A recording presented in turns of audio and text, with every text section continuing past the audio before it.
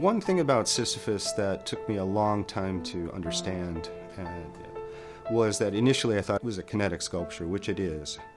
But it took me more than 10 years to actually for it to sink in that it's also a media player. So I began to look at Sisyphus not just as a kinetic sculpture, but as an instrument that plays visual tracks. And I'm super excited about the introduction of the Mini because it will get Sisyphus into more homes, more hands, more hearts, and grow our community of composers.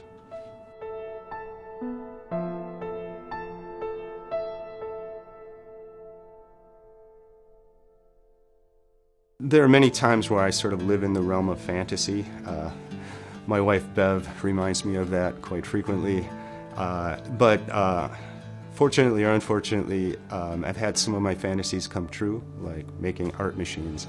In 1998, one of my machines kind of escaped my shop, and that became Sisyphus. It was the first CNC machine that I made whose purpose was not to cut out or help me make static sculpture, but the machine itself was the kinetic sculpture. Bruce and I hit it off over a love of motion control and CNC technology. When I met him, he was prototyping a museum piece of Sisyphus, so it was my first introduction to it, and like is very common when people first see it, I was quite amazed by it, as well as the technology and ingenuity.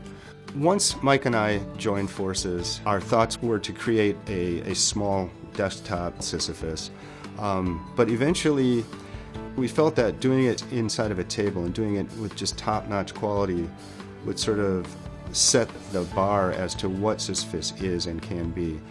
When we did the Kickstarter, the first Kickstarter, we had, I thought, pretty reasonable expectations, but we really didn't think it would do anything like it did, and it was so interesting at the beginning because within 24 hours we had met our goal.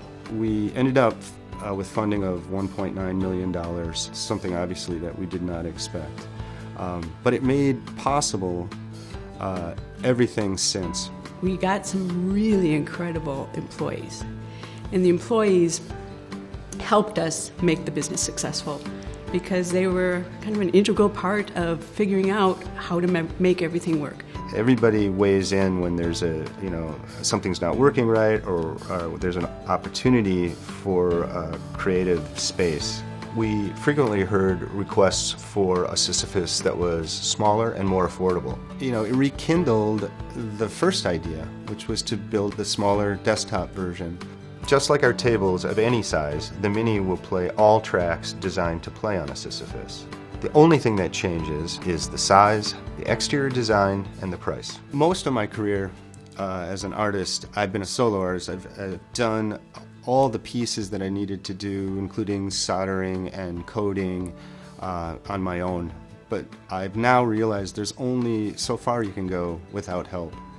I've experienced something that is incredibly exciting to me, and that's working with others to build my vision of what motion control art can be.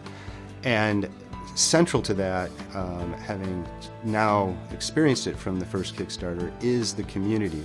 The fact that there are people that I have never met who are sharing in creating for Sisyphus is just incredibly exciting. And we want to see where it can go.